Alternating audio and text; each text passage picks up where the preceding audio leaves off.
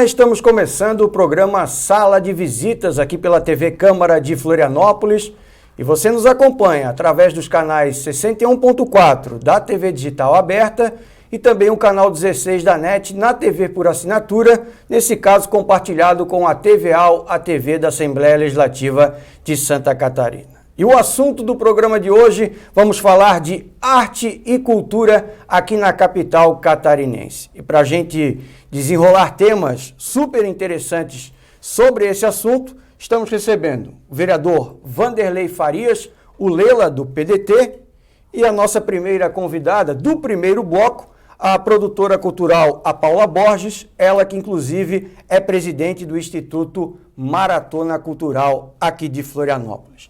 Vereador, obrigado pela sua presença no Sala de Visitas e, primeiramente, o que a gente pode dizer de duas áreas tão importantes para Florianópolis, que passa aí pela arte e também pela cultura. Obrigado. Obrigado, mais uma vez, satisfação também estar aqui de volta. E para quem está acompanhando, saber justamente da importância que tem a ligação das políticas públicas que são discutidas na Câmara de Vereadores, e uma delas que mais me satisfaz e é agradável, né, para todos, que é falar de cultura. E, acima de tudo, saber do que nós podemos, como legisladores, vereadores, atuar diante das políticas públicas para que possam estimular, não é só a questão justamente ligada à cultura, mas estimular a economia do município, que tem por trás de todo esse trabalho que a gente vai poder ouvir na Paula aqui, que é uma produtora cultural de responsabilidade, de uma empresa que consegue fazer com que a cidade tenha uma economia criativa muito forte, muito pulsante, com muita dificuldade, às vezes faltando e carecendo muito de apoio público, né? Por conta justamente que às vezes as pessoas até têm vamos dizer assim, uma impressão do que o público pode fazer em torno da questão da cultura. Existe um preconceito muito grande, até nos últimos tempos se fala muito disso, e se bate muito na tecla de que o poder público não tem que estar dando dinheiro para a cultura, porque tem que investir na saúde, na educação. Sabendo que nós temos no orçamento, nas leis orçamentárias, o recurso ele vem destinado separadamente e ele tem as suas frações, o seu percentual, que são destinados para a educação, que são destinados para saúde, assistência social, e aí também tem a cultura, tem o esporte. Se aplicar de maneira correta, executar o orçamento que são aprovados dentro do Poder Legislativo, seja ele no município, no Estado ou na Câmara Federal, se o Executivo for atento e fazer direitinho, for eficiente na aplicação dos recursos, pode ter certeza que nós vamos ter uma saúde de qualidade, vai ter educação de qualidade, como todo mundo sonha, no nosso país sonha, e com certeza nós vamos ter os recursos aplicados na cultura, que faz parte de todo esse processo, porque a cultura ela dialoga com a saúde. Nós temos que falar muito em relação à questão de saúde mental, que é um problema gigantesco que vem abalando as estruturas da política pública de saúde do nosso país, e é muito ligado justamente à falta do bem-estar social. E esse bem-estar social está ligado, obviamente, com a cultura, dialoga com a cultura dialoga com as questões ligadas à saúde, de outras formas também, que são a cultura do esporte, a prática de esporte, atividades esportivas que vão fazer com que as pessoas possam se sentir bem, bem-estar social, novamente repito. Então, se a gente souber como é importante aplicar as políticas públicas e recursos para estimular a economia criativa através da cultura, da arte, nós vamos aqui estar falando não só dessas questões ligadas à educação, da saúde, mas nós vamos estar dialogando justamente com a economia do município, porque esse recurso para se fazer um livro, editar um livro, vai gerar recurso através do editor, da redação, do redator, de toda a cadeia que existe por trás, até a gráfica, até a distribuição daquele livro. Numa produção de um CD, de um clipe, toda aquela equipe que tem por trás daquela produção vai estar envolvida, vai gerar recurso, vai ter que emitir notas, vai arrecadar esses impostos que vão voltar de forma a ter recursos para o cofre público para poder investir e fazer circular o recurso dentro da cidade. Isso de uma forma mais prática e sucinta para as pessoas em casa entenderem como é importante e que a gente quebre de vez esse estigma que se coloca ainda em cima do nosso país, em cima da cultura, do setor cultural, que lamentavelmente a gente ainda precisa bater na tecla e dizer como é importante investir na cultura, que ela dialoga com tudo que a gente sonha para o bem-estar social de uma cidade. É verdade. Paula, obrigado pela sua presença aqui no programa Sala de Visitas, o vereador falando dessa cadeia cultural que é muito importante E dentro dessa cadeia surgiu há mais de 7 anos o Instituto Maratona Cultural, que é uma coisa que é uma iniciativa que ela já está carimbada como todo ano as pessoas querem e se não tiver vai sentir falta. Fala um pouquinho desse projeto que tu vem desde lá do começo, trazendo as tuas forças para dentro dessa área cultural aqui em Florianópolis. Obrigado mais uma vez. Eu que agradeço o convite, uma oportunidade de estar aqui conversando com vocês sobre o tema que eu trabalho no meu dia a dia, que é a arte, a cultura, a educação, o desenvolvimento econômico da nossa cidade através dessas áreas. A Maratona Cultural começou em 2011 e ela já estaria com mais edições, mas nós não a fizemos em 2015 e 2016 aqui em Floripa. Em 2015 nós fizemos em São Paulo. Fomos convidados pela Prefeitura de São Paulo para levar os artistas daqui e ter um palco Santa Catarina em São Paulo, que foi muito legal e inédito também. Uma semente plantada. Uma sementinha plantada e que tem dado certo. A gente faz algumas parcerias com artistas de lá, eles vêm para cá, levamos alguns daqui para lá. Então, o importante, e a gente segue cumprindo o propósito do evento, tanto da maratona quanto da orquestra de baterias, que é ocupar os espaços públicos, ocupar a nossa cidade com arte, cultura e educação, para qualquer idade, para qualquer gosto, com todas as áreas que a gente puder estar trabalhando nesses dias de evento. Então a gente passeia pela música, pela dança, pelas artes visuais, pelo cinema. Então, na verdade, é uma grande plataforma de fomento da produção local, onde o público que talvez não tivesse esse acesso ao longo do ano, ele vai olhar a nossa programação e opções não vão faltar. E é tudo gratuito porque é viabilizado pelas leis de incentivo, tanto a municipal quanto a lei federal. Eu queria te perguntar como é que é a participação do poder público, o investimento, a troca de valores entre vocês, como é que funciona isso? Existe? Ainda é pouco? É o suficiente? Como é que funciona isso? Então, é difícil falar se é pouco ou muito, né? Para quem trabalha com isso, sempre vai querer mais, normal. Se eu pudesse, eu faria mais edições dos eventos ao longo do ano. Então, o pouco ou muito é relativo, né? O que é importante destacar é que esses projetos são viabilizados essencialmente por lei de incentivo. Então, aí está uma participação estratégica do poder público de permitir que as leis sejam cumpridas. A lei municipal e a lei Rouanet, elas são de 91. Então, ao longo desses anos, elas já foram muito demonizadas, mas elas também já foram reconhecidas de que naturalmente, o poder público não vai ter condições de financiar todos os projetos legais que acontecem na nossa cidade, no nosso país. Não tem como o poder público pagar diretamente todos esses projetos. Não existe orçamento para isso. Mas as leis servem para isso sim. E é uma forma muito democrática de que nós sejamos colocados no mercado e tenhamos uma relação direta com o próprio mercado. Então, como que funciona a lei? A prefeitura aprova esses projetos e nós vamos para o mercado captar esse recurso de isenção fiscal. Então, a gente bate na porta de várias empresas e começamos a estabelecer relação com elas. Às vezes, eles não querem patrocinar meu projeto, mas vão escolher um outro projeto muito legal. E não importa se é o meu, se é o do Riso, se é de outro projeto. O importante é que esteja acontecendo e que a cidade seja ocupada com arte, com cultura e educação. Isso que é o importante. Que seja beneficiado. Que seja beneficiado, que no fim das contas o público, as pessoas tenham acesso ao que é produzido aqui. Então é muito difícil de mensurar, né? É claro que a gente sempre quer mais, a gente queria que a lei estivesse funcionando a pleno vapor. Como a lei Rouanet também estivesse funcionando com todo o potencial que ela tem. Mas a gente entende que faz parte, né?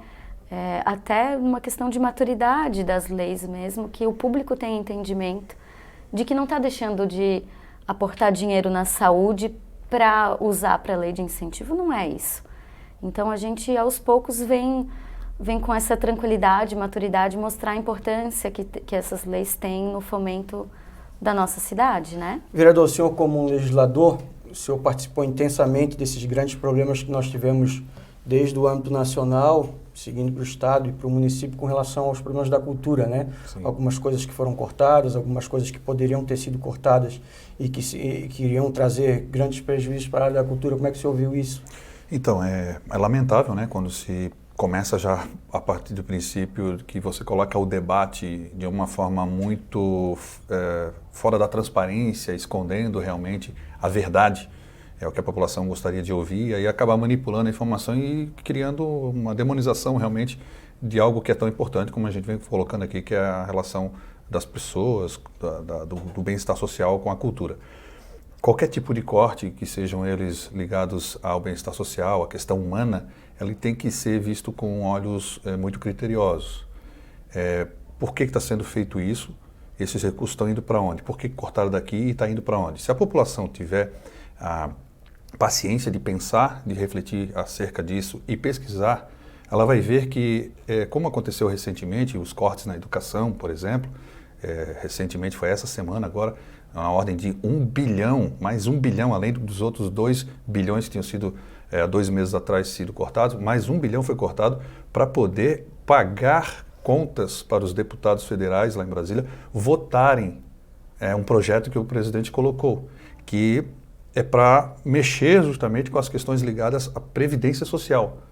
Então, quer dizer, se tira da educação, que já atrapalha todo um processo de planejamento que existe do Plano Nacional de Educação, tira o recurso daquele planejamento para poder dar para os deputados escolherem qual é o tipo de obra que eles vão fazer nos seus estados, nas suas federações, para que eles votem sim, contra novamente aquela população que já não vai ter acesso a uma educação de qualidade.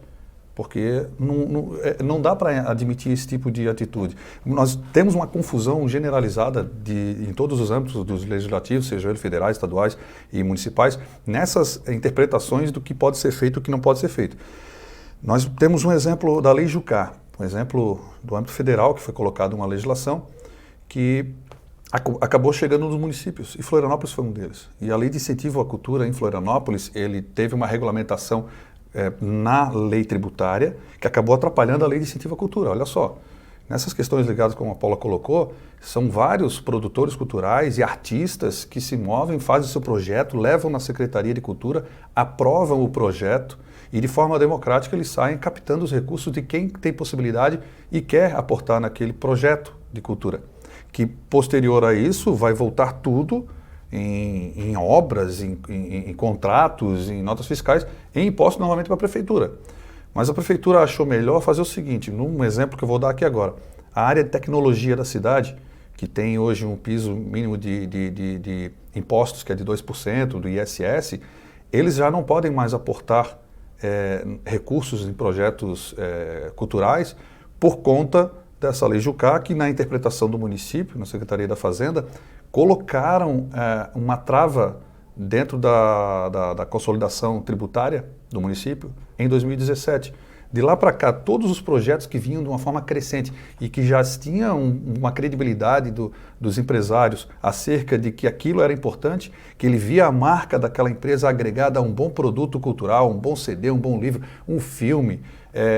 A gente tem obras de artes urbanas expostas na rua, exposições, todo tipo de produção cultural que tinha, que ele poderia ver a marca dele agregada, aquilo a prefeitura tendo a possibilidade de dizer aquele evento é da prefeitura de Florianópolis, tudo isso junto. Não vale. Manda todo o recurso dessa empresa para o cofre da prefeitura e aqui em cima nós vamos decidir o que vai ser feito com o recurso. Isso não é democrático. Democrático é a forma que nós estamos. Mas na prática não está sendo assim, né? Sim.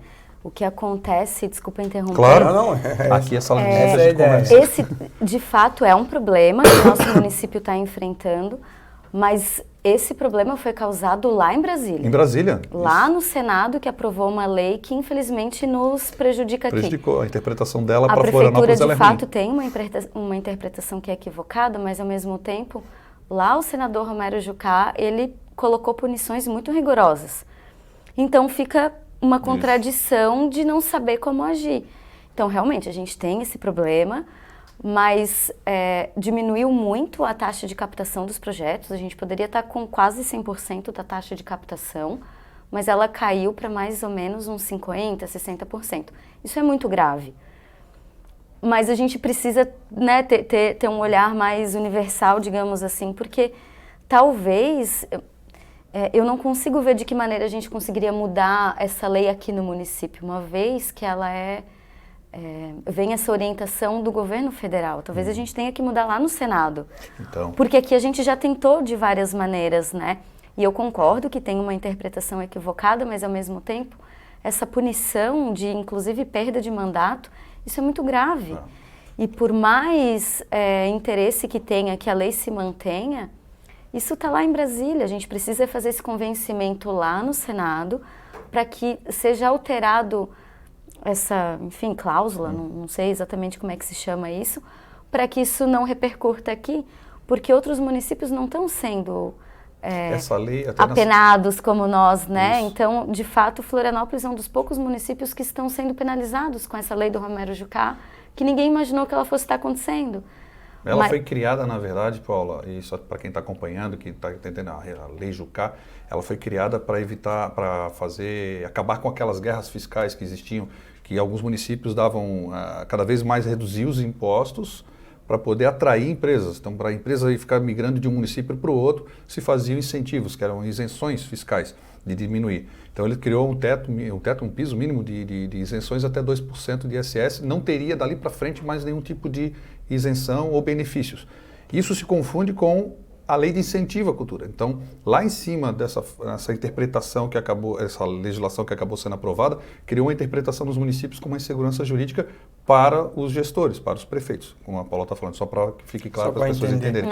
Então, são todas as cidades que têm lei de incentivo à cultura e que têm uma alíquota tributária reduzida para qualquer tipo de empresa, de indústria, elas estão sendo apenadas com essa lei lá de Brasília que tem que mexer lá em cima. Que tem que mexer.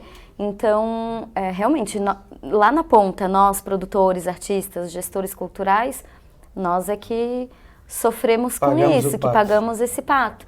Não tem nada a ver com uma restrição à lei de cultura, mas sim com essa interpretação. Então, talvez a gente tenha que fazer essa alteração lá. Para quem está sofrendo. A gente, mês passado, quando estive no Senado, na pauta a gente tocou nesse assunto lá e ficou de se montar um canal de comunicação entre a Prefeitura de Florianópolis e o Senado, através dos 3 senadores do nosso estado, para que se buscasse uma solução via Senado. Mas em Florianópolis a gente também está tentando.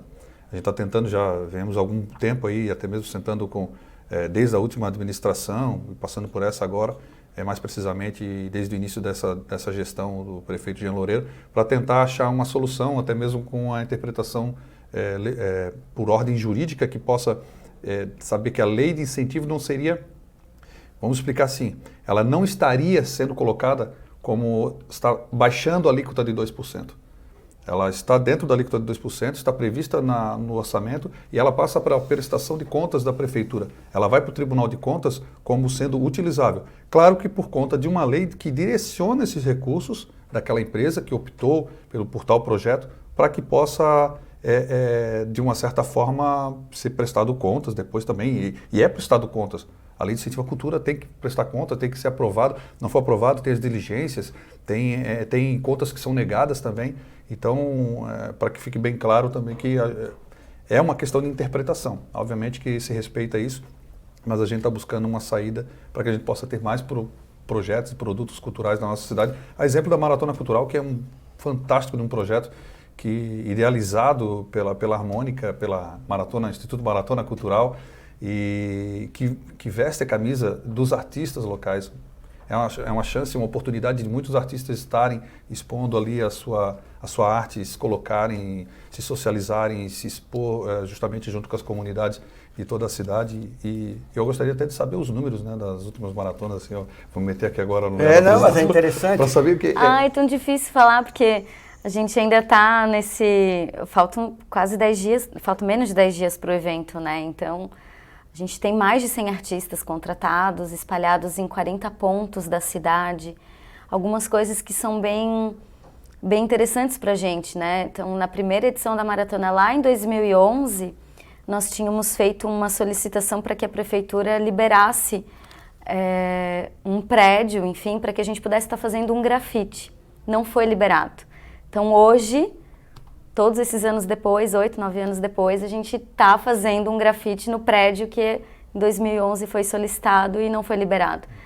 Então, tem as coisas que precisam melhorar, que precisam ser revistas e como sempre, a gente precisa estar sempre nesse processo de evolução, tanto das políticas públicas para a cultura e que a cultura seja vista como centralidade do poder público, porque justamente como o Leila falou, ele traz o fomento, ele gera economia para o município. São 100 artistas contratados. São mais de 100 artistas contratados. Fora isso, né? tem mais pessoas, em né? 3 dias. Que envolve por trás, O né? hold da Muita coisa, banda. Em 3 dias de iluminador, evento. som. Então, tudo, né? Palco, Transporte. bombeiros, transporte, tudo, assim, Cultura, emprego e alimentação, renda. hospedagem. Então, a gente estava fazendo um cálculo bem básico no núcleo que nós temos, o núcleo de empreendedorismo cultural da CIF.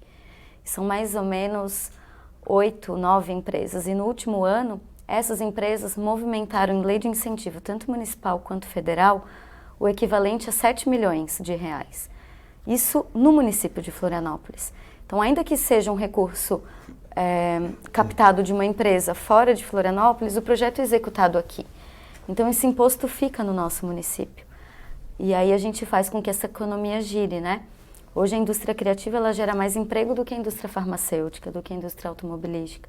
Então a gente está aqui gerando emprego, gerando renda, fazendo a nossa cidade ficar mais legal, ficar mais bonita, ficar mais divertida, mais colorida. Já que a gente está já caminhando para esse final de primeiro bloco, até porque no próximo bloco a gente vai ter também aí mais informações sobre arte e cultura, eu queria que tu falasse um pouquinho desse projeto que eu achei maravilhoso e que está todo mundo falando aí na mídia, nas redes sociais, essa orquestra de baterias de Florianópolis, está chegando, acho que a sua 7ª edição, 7ª edição Fala também. um pouquinho pra gente, que eu acho tão legal isso. A orquestra é o xodó que a gente tem aqui na cidade agora. Eu costumo falar que Florianópolis é a Ilha da Inovação, é a cidade do Guga e é a cidade que tem a 3ª maior orquestra de baterias do mundo.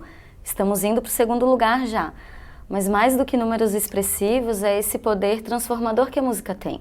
De juntar pessoas no mesmo local, alguns experientes, outros nem tanto, de criança ao idoso. E todo mundo tocando as mesmas músicas juntos, sentadinho um do lado do outro. Então isso é muito legal porque a gente acaba impactando fora de Florianópolis. A gente impacta e faz parcerias com artistas, com bateristas do mundo todo, né? A maior, e de forma gratuita. De forma gratuita, o evento é acessível. Esse ano vai ser na Passarela Nego Querido. Nos anos anteriores a gente fez aqui na frente da catedral. Não cabe. Não dá mais. Eu ainda gosto, eu gosto da catedral, eu acho único, lindo, mas não cabe. A gente precisa pensar também nessa acessibilidade do público, né? As pessoas assistirem também, né? Para as pessoas assistirem e para os bateristas. Então, ano passado nós tivemos 482 tocando ao mesmo tempo. Esse ano já são 800 inscritos. Meu Deus. Vai a 1000. Ainda que a gente tenha aí uma quebra, porque algumas pessoas se inscrevem e acabam não participando, mas espero que não tenha essa quebra. É quase o dobro, né? É quase o dobro, então a gente precisa ter um espaço melhor, né? Um espaço maior. Tá trazendo aqui, até pedir para o Thiago. Thiago, dá para ver se dá para a gente pegar aqui, ó. Dia 18 de agosto, a partir das 11 horas, na Passarela do Samba Nego Querido.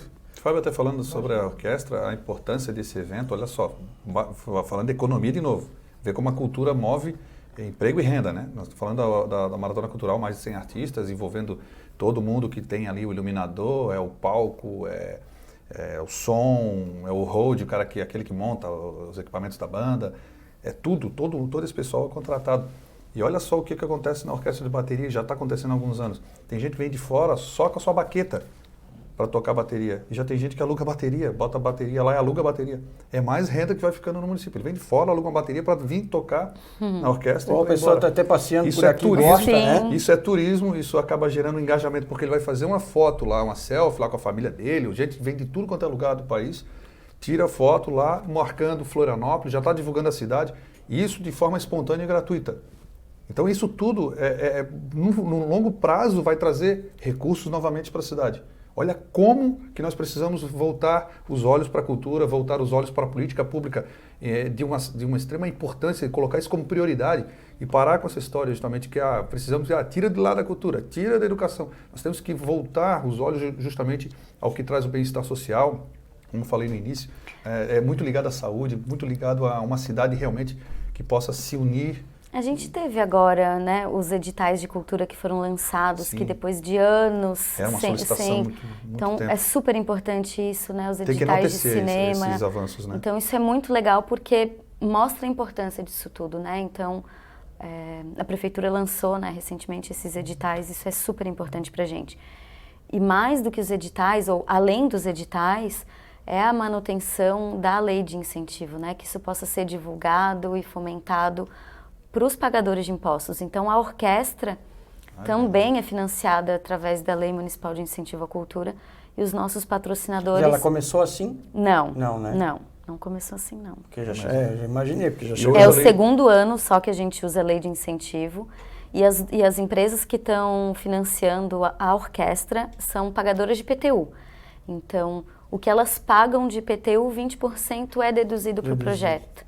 E é assim que viabiliza, então é muito legal também, porque aproxima essas empresas da cidade. A orquestra, essa 7ª edição está dentro do... Está dentro da programação da maratona. Então, para a gente finalizar, até para a gente mostrar um pouquinho aqui, porque é uma extensa programação, 16, 17 e 18 de agosto, né? Nós temos aqui, eu pedi para o Thiago mostrar um pouquinho aqui, para você ver, tem aqui um folder com toda a programação. A arte ainda pulsa. Então aí, ó, 16, 17 e 18. E dentro dessa programação, então, da Maratona Cultural de Florianópolis, como a gente mostrou anteriormente, a gente vai ter a 7ª edição, então, né, da Orquestra de Baterias, como ela disse. Já me inscrevi lá também. Já? Vai tocar? Junto com o André Gesser? Mais um ano, o André Gesser. Ele vem para cá? São José, ele vem para cá. Ele disse que quer fazer maior lá em São José do que aqui em Florianópolis. Não vai conseguir. Não vai conseguir, não vai. Agora já era. Acho que é uma briga. Paulinha. Paulinha, quando a gente fala Paulinha, me lembra a deputada Paulinha. Paula Borges, produtora cultural, presidente do Instituto Maratona Cultural. A gente quer agradecer a tua presença aqui. Queria que tu deixasse também o teu contato para as pessoas que quiserem conhecer um pouco mais desse projeto e puderem pegar também toda essa programação que já está montada para a próxima edição aí, 16, 17 e 18 de agosto. Eu que agradeço a oportunidade de estar aqui conversando com vocês. Sempre uma alegria poder falar sobre a cultura da nossa cidade. Então, estão todos convidados para o dia 16, 17 e 18 de agosto. Nas próximas semanas, a cidade vai estar sendo ocupada com arte, cultura e educação. A orquestra e a maratona fazem parte da semana do Floripa Connect, que é uma ideia da gente espalhar toda essa programação cultural pela cidade toda, né? Então, a maratona estaremos em 40 pontos de Floripa e a orquestra vai acontecer na Passarela. Então, para quem quiser conhecer e ter acesso à programação, pode acessar o nosso site, que é maratonacultural.com, e o nosso Instagram, rede social, Maratona Cultural também. Lá a gente tem todas as informações, horários, datas, locais, etc. Tá tudo lá. Obrigado, tudo Paulo, lá. pela tua presença. O vereador Lela vai continuar comigo aqui, porque a gente tem o segundo bloco. Eu não vou dizer quem é o nosso entrevistado do segundo bloco. Para você ficar, que está acompanhando a gente aqui através da TV Câmara, nós estamos no Sala de Visitas, aqui pelo canal 61.4 da TV Digital Aberta, o canal 16 da NET, falando sobre arte, falando sobre cultura em Florianópolis, um primeiro bloco aí recheado de atrações aí e de oportunidades para quem gosta de fazer cultura e arte, conhecendo um pouquinho do Instituto Maratona Cultural. E no segundo bloco a gente pede para você ficar aí um pouquinho, que a gente tem um rápido intervalo e a gente já volta para continuar falando desse assunto, porque a gente tem um convidado especial que vai trazer bastante arte para a gente aqui dentro da TV Câmara de Florianópolis. E rapidinho a gente já volta.